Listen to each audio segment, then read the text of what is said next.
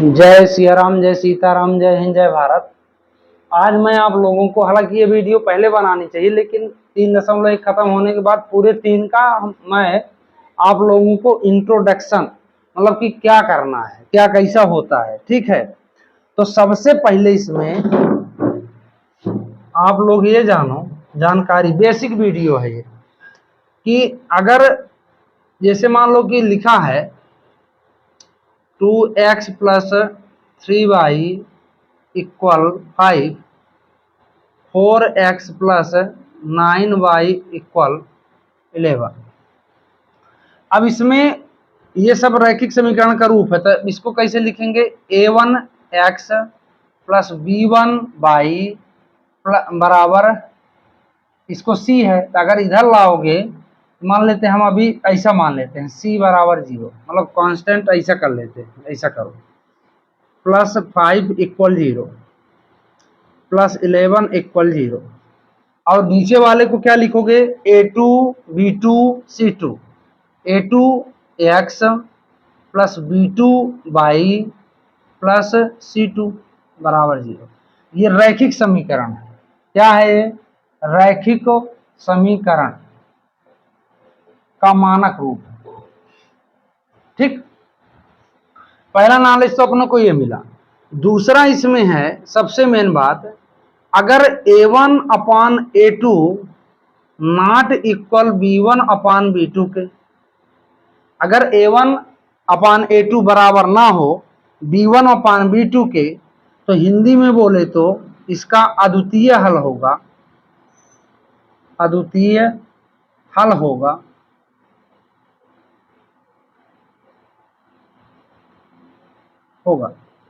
English में बोले तो यूनिक सॉल्यूशन, यूनिक सॉल्यूशन, ठीक है। अब अगर इसका ग्राफिकल मेथड बनाओगे, क्या बनाओगे? ग्राफिकल मेथड, तो इसमें रेखाएं क्या करेंगी? प्रतिच्छेद करेंगी। हिंदी में बोले तो प्रतिच्छेद करती हैं, क्रॉस करती हैं। समझ रहे हैं बात को? अगर समीकरण में a1/a2 नॉट इक्वल b1/b2 के हो तो इंटरसेक्ट करती हैं, या तो इंटरसेक्ट बोल सकते हो, इंटरसेक्ट,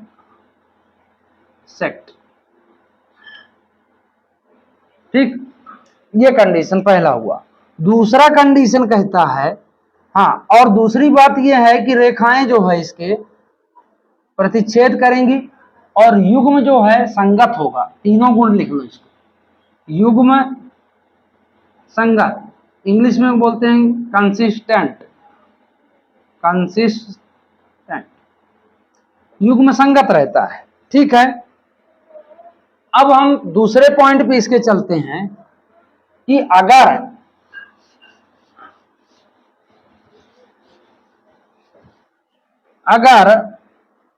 a1/a2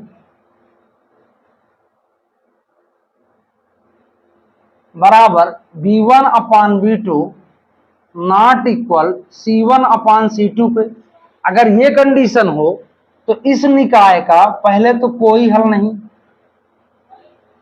कोई हल नहीं, इंग्लिश में बोले तो नो सॉल्यूशन, ठीक। दूसरी बात, इसका कोई हल नहीं होगा। रेखाएं अगर इसका बीच आलेख खींचोगे तो समांतर होंगी। क्या होती हैं? समांतर, मतलब एक दूसरे के पैरेलल होती हैं, ठीक है। तो इसको बोलते हैं पैरेलल, ठीक है। तो समांतर होगी रेखाएं और युग्म जो है असंगत होगा। युग्म कैसा होगा? असंगत होगा। ये तीनों गुण याद कर लो। युग्म असंगत मतलब नॉन कंसिस्टेंट,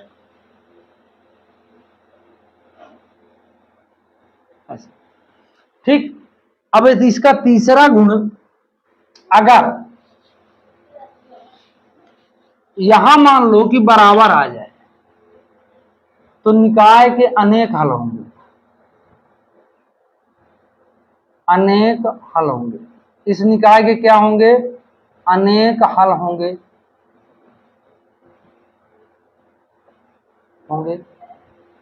दूसरा इसका मतलब इंग्लिश में बोले तो मेनी सॉल्यूशन, मेनी सॉल्यूशन।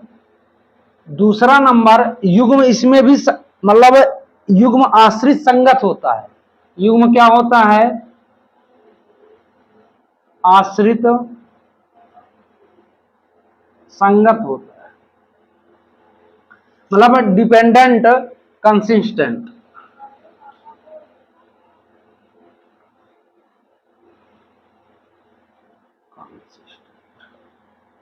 ठीक।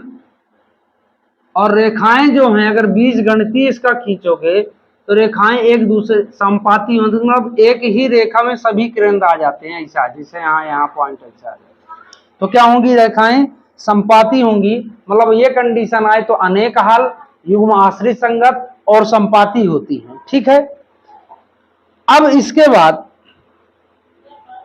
देखो, मतलब कोई पूछे कि आलेख ज्ञात करने की कितनी विधियां हैं, तो सब्स्टिट्यूशन हो गया, एलिमिनेशन हो गया, और क्रॉस इंटू हो गया, है ना, मतलब बज्रगुणन विधि हो गया। तो ये सब विधियां हैं इसकी। अब इसमें देखो जो कैसे बना सकता है, जैसे क्वेश्चन कि मान लो लिखा है कि a1/a2 equal b1/b2 equal c1/c2 से प्राप्त रेखाएं कैसी होंगी, तो आपको मालूम होना चाहिए संपाती होंगी। इसके हल कैसे होंगे? अनेक हल होंगे।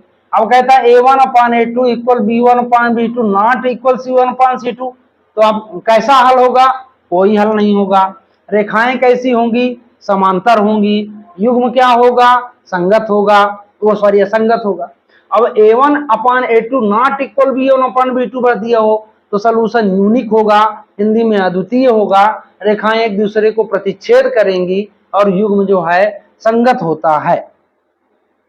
ठीक है, इस तरह आप इसको पढ़ सकते हैं। अब एक एक नंबर में जो क्वेश्चन आता है उसमें हम थोड़ा दिमाग लगाते हैं तो इस तरह के एक नंबर में भी दे सकता है, यह रेखा का। ठीक है। अब जैसे इस तरह का, जैसे मान लो पूछ लिया आपसे एक वाक्य में कि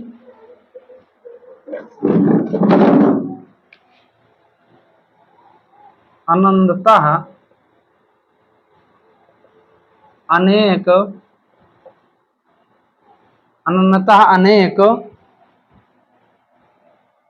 हल होने पर रेखाएं कैसी होंगी?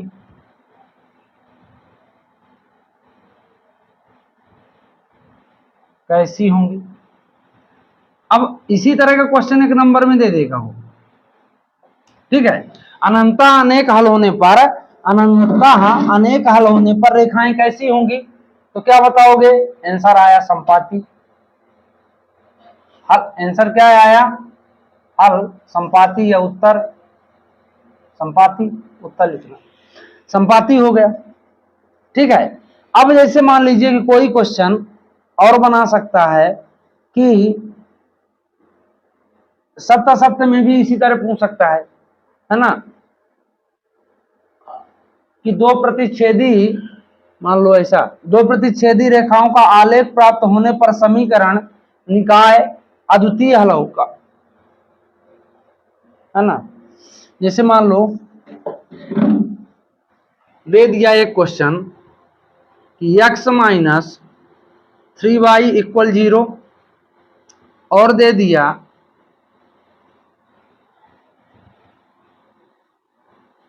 4x + 5y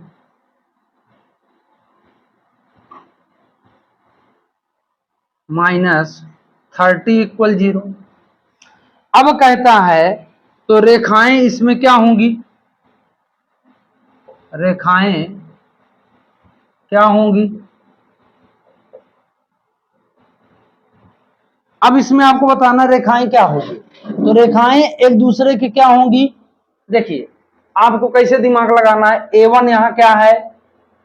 x है तो मतलब 1 है, b1 कितना है 3 है, c1 कितना है 0 है, यहाँ a2 कितना है 4 है, b2 कितना है 5 है और c2 कितना है -30। ठीक है, अब अगर a1/a2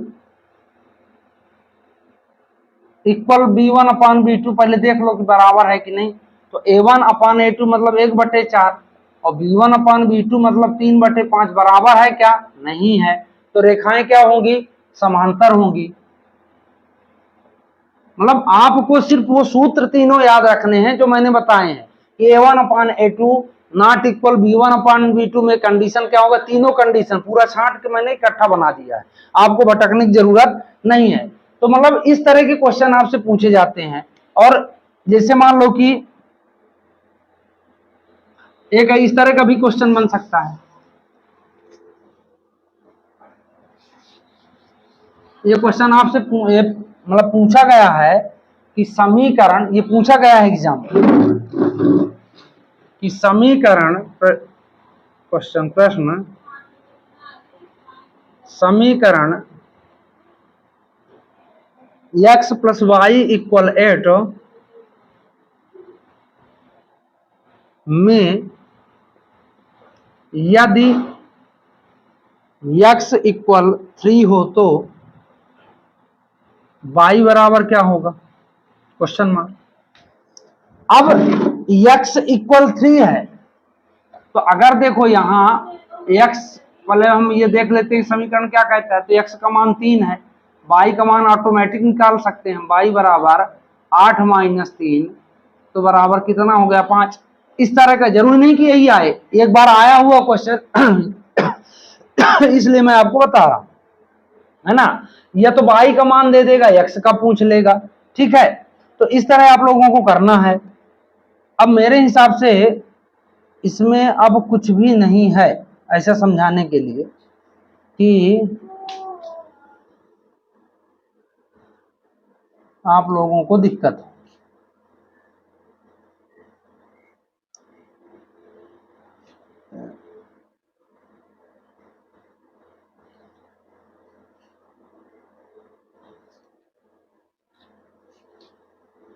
बाकी तो बेसिक वाला काम नहीं है, फिर विलोपन हो गया, प्रतिस्थापन हो गया, वो तो हल करना, ठीक है। अब इसमें एक चीज और याद रखिएगा कि चक्रीय चतुर्भुज, तो चतुर्भुज के चारों कोणों का योग, चतुर्भुज के चारों कोणों का योग, मैं बिल्कुल छांट छांट के लिखवा दे रहा हूं, जो मतलब कोणों का योग कितना होता है 360 डिग्री, और त्रिभुज के तीनों कोणों का योग, ये भी जानकारी रख लो, रिलेशनल है, त्रिभुज के तीनों कोणों का योग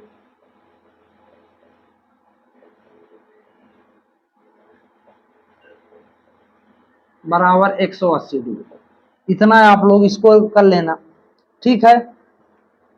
तो मेरे हिसाब से वीडियो का लगभग बेसिक पूरा आपके पाठ का पूरा हो गया। अब विलोपन प्रतिस्थापन जो भी है उसको समझाने पर ही समझ में आएगा, ठीक है।